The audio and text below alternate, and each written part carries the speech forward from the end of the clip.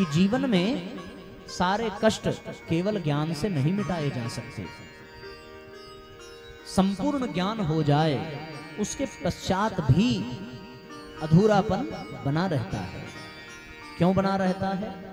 क्योंकि ज्ञान केवल विचारों को परिष्कृत कर सकता है, ज्ञान हमारे मस्तिष्क को मजबूत कर सकता है, ज्ञान हमारे बुद्धि को प्रखर कर सकता है, ज्ञान हमारे मन को बहुत प्रतिभावान बना सकता है, ज्ञान से हम संसाधन जुटा सकते हैं, ज्ञान हमें ऐश्वर्य प्रदान कर सकता है, लेकिन ज्ञान से हमें शांति नहीं प्राप्त होगी। ये सत्य है।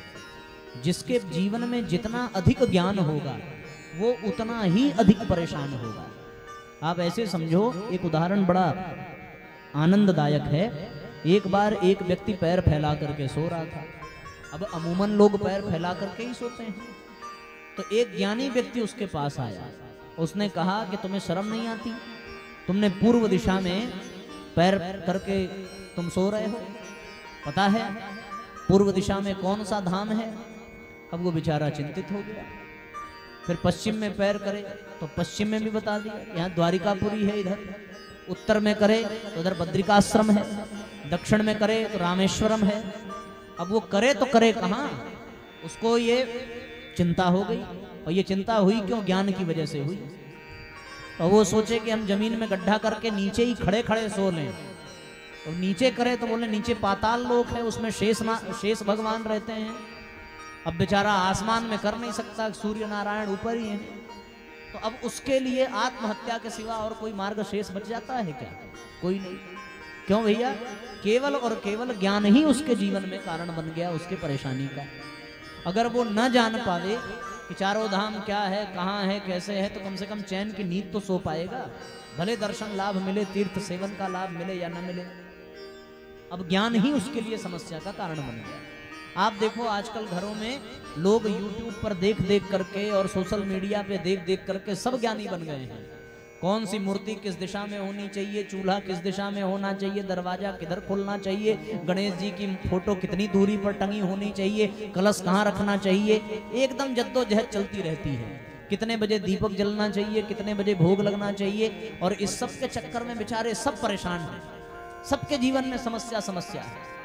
कोई कुछ परेशान, तब तक अचानक कोई आकर के कह दे कि भैया ये वाली दीवार यहाँ नहीं होनी चाहिए थी, अब इसका समाधान करने के लिए चलें दीवार तोड़ें। तो फिर प्रश्न पूछेगा कि भाई कोई और समाधान है क्या? तो अब वो बोलेंगे कि हाँ अब ये वाली पूजा करा लीजिए। अब ये पूजा कराएंगे तो इतनी दक्षिणा लगेगी, अब इतनी दक्षिणा लगेगी तो उतना कर्ज होगा, उतना कर्ज होगा तो उतना फिर पूजा करने के लिए छुट्टी फुट्टी भी लेनी पड़ेगी। अब हो गया समस्या समाधान मिल रहा है कि समस्या बढ़ती जा रही है? आप विचार करके देखें। ये समस्या, ज्ञान से लाभ तो है, ज्ञान कोई बुरी चीज नहीं है, लेकिन ज्ञान का सार्थक अर्थ यदि समझ में आ जाए तब तो बात समझ में आती है।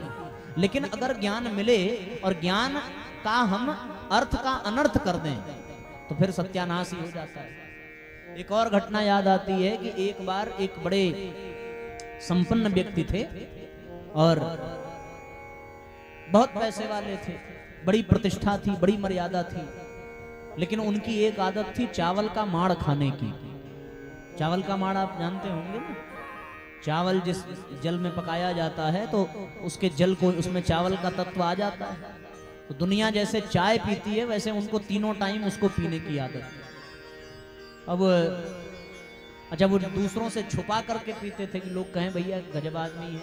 अक्सर ये देखा जाता है कि जो थोड़ा निर्धन होते हैं, जिनके पास अन्न की व्यवस्था नहीं होती, तो वो उसी से अपना पेट भरते थे, तो किसी को पता ना चले, इसलिए वो चोरी से घर में आकर के पीते थे। तो उनके पीने का समय हो गया चावल के जल को, और तब तक उनके कुछ मित्र आ गए तो बाहर बैठ करके उनसे चर्चा करने लगे। पत्नी ने अपने बच्चे को बुलाया कि जाओ पिताजी को बुला करके ले आओ, क्योंकि ये ठंडा हो जाएगा तो फिर पीने में आनंद आएगा नहीं। आए और गरम गरम पी करके फिर जाके बैठे। बच्चा बड़ा धर्म संकट में फंसा कि न बुलाएं तो माताजी नाराज हो जाएंगी, और अगर सबके सामने जाकर कह दें कि आपका चावल का बना हुआ वो माड़ जो है ठंडा हो रहा है, जाकर के पी लीजिए, तो इसमें बेचारे बड़ा कष्ट। तो उसने दिमाग लगाया, और क्या दिमाग लगाया? दिमाग ये लगाया कि धानपुर से चावल काहे से बना है, धान से ही बना है। तो जाकर के उसने क्या कहा पिताजी से कि धानपुर से माड़ू नाम का व्यक्ति आया है,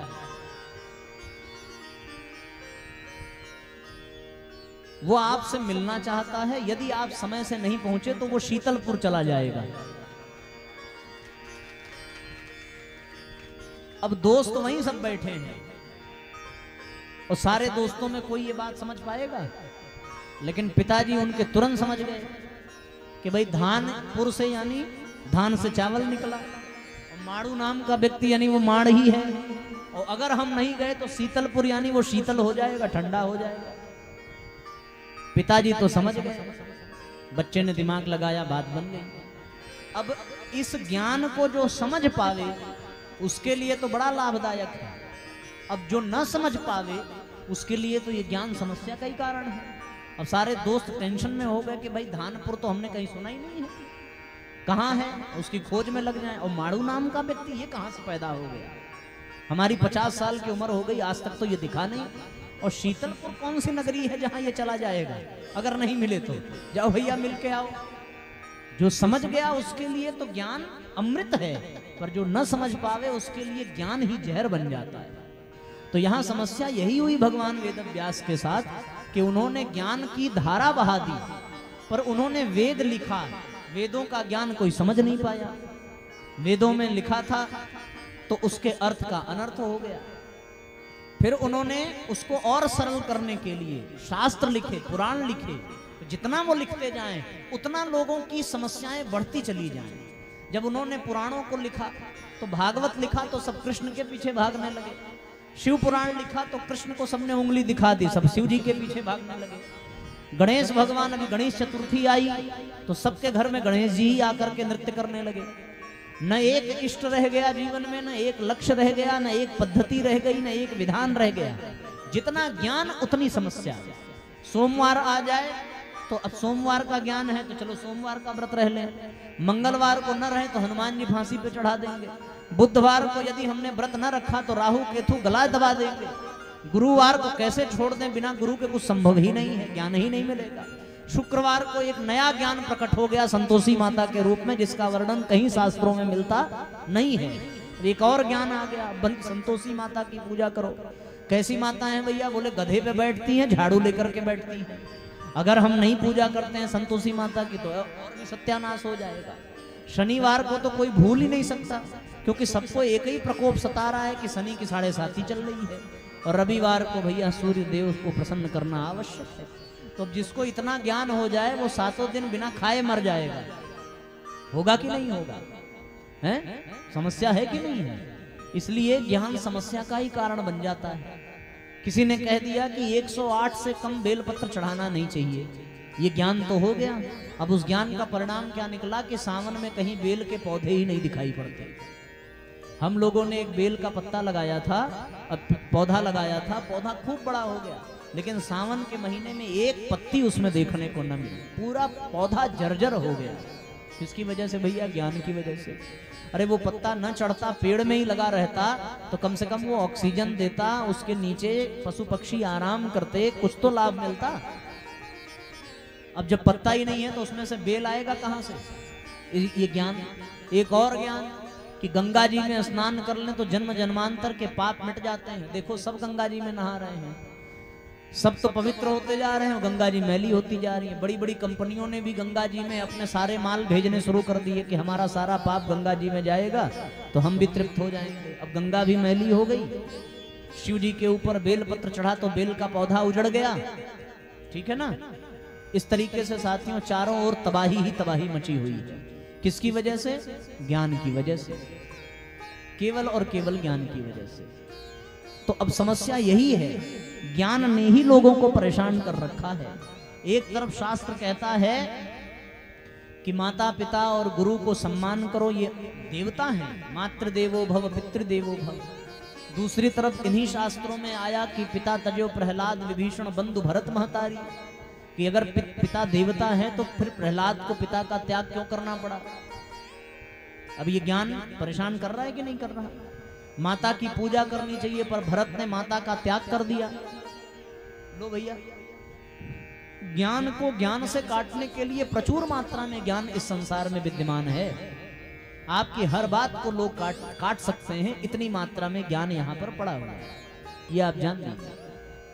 कोई पुत्र की कामना करे तो लोग उस पर भी ज्ञान दे देंगे कि भाई आत्मदेव को धुंधकारी जैसा पुत्र मिला, क्या तुम भी वही चाहते हैं? अच्छा, आपको ये कह दे कि हमें पुत्र नहीं चाहिए, तो उस पर भी लोग ज्ञान देने लगेंगे कि पुत्र नहीं होगा तो फिर पितरों को पानी कौन देगा, वंश कैसे आगे बढ़ेगा।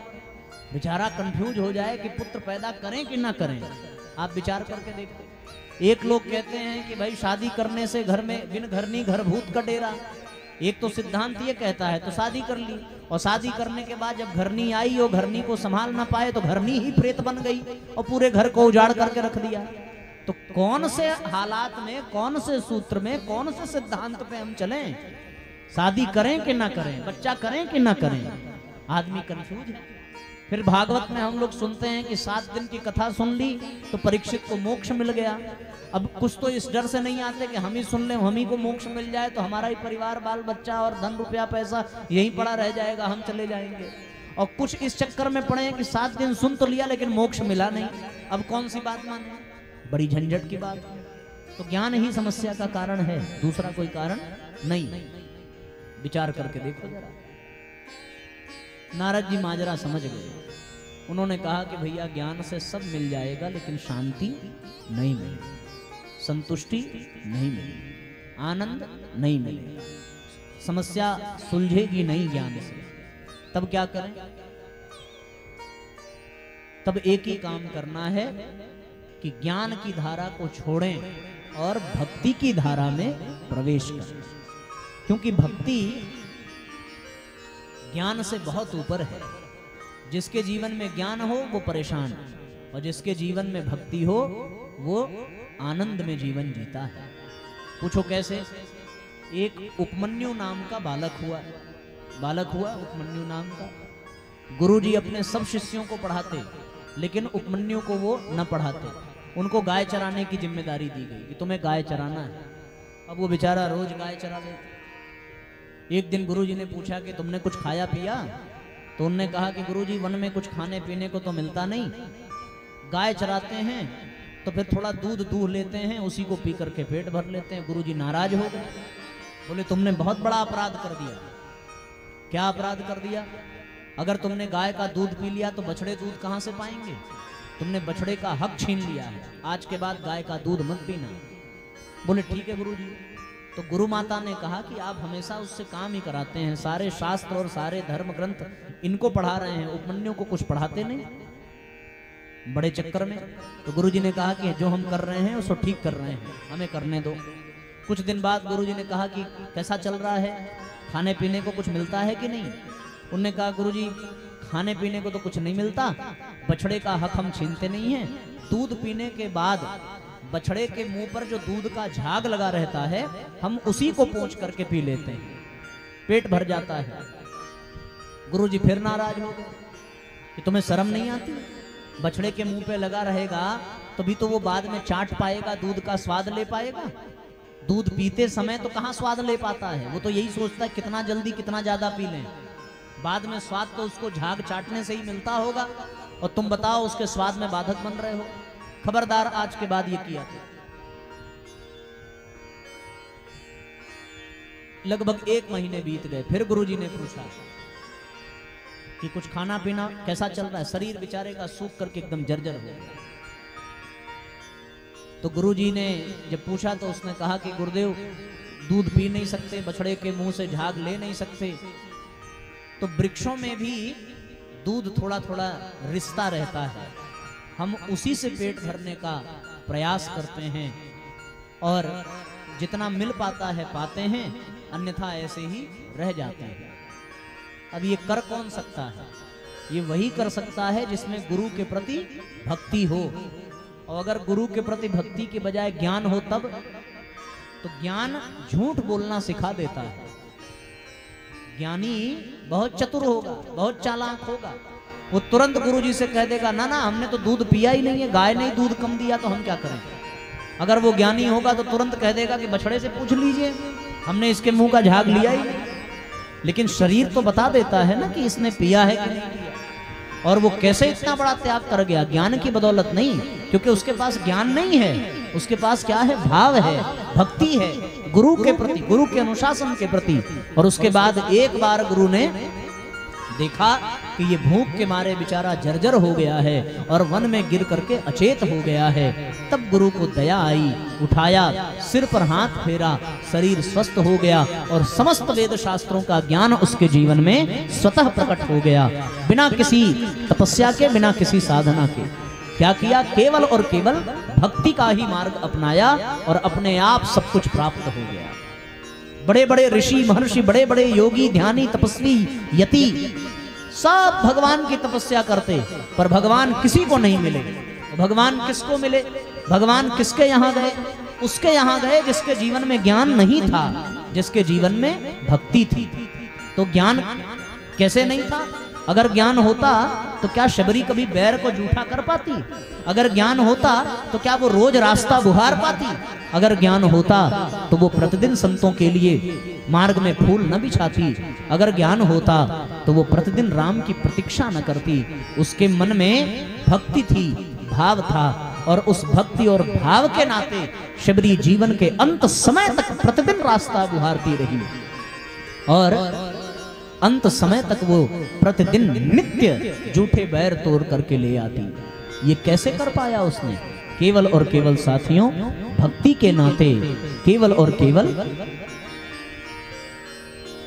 भाव के नाते। तो ज्ञान समस्या का कारण बन सकता है। अगर ज्ञान न पचे तो वो विकार बन जाता है, अगर ज्ञान न पचे तो वो अहंकार बन जाता है, और अगर ज्ञान पच जाए तो वो संस्कार बनता है।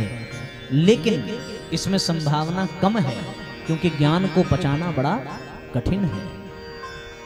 तो कौन सा मार्ग अपनाइए? भगवान वेदव्यास को उन्होंने कहा। शबरी ने जो मार्ग अपनाया था भगवान के भक्ति का, हनुमान जी भगवान की भक्ति का मार्ग अपनाते हैं, सुदामा भक्ति का मार्ग अपनाते हैं। ध्रुव प्रहलाद के जीवन में ज्ञान नहीं था, भगवान के प्रति भक्ति थी। ये कथा भी ज्ञानियों की कथा नहीं है, भगवान के भक्ति की कथा है। और जो भगवान की भक्ति करता है वही भगवान को पाता है, उसी के जीवन में शांति, उसी के जीवन में संतोष, उसी के जीवन में आनंद आता है। शबरी की भक्ति याद करें। प्रभु जी के रहिया रोज निहारल करीला, ये हमारे तरफ के भोजपुरी भाषा में माता शबरी का बड़ा सुंदर भजन है, सब भावपूर्वक गुनगुनाएंगे। प्रभु जी के रहिया रोज निहारल करीला, प्रभु जी के रहिया रोज निहारल करीला, निहारल करीला, प्रभु जी के रहिया रोज निहारल करीला, निहारल करीला। तुलसी के चौरा जाके सांझ सवेरे दियना बारल करीला, प्रभु जी के रहिया रोज निहारल करीला, निहारल करीला।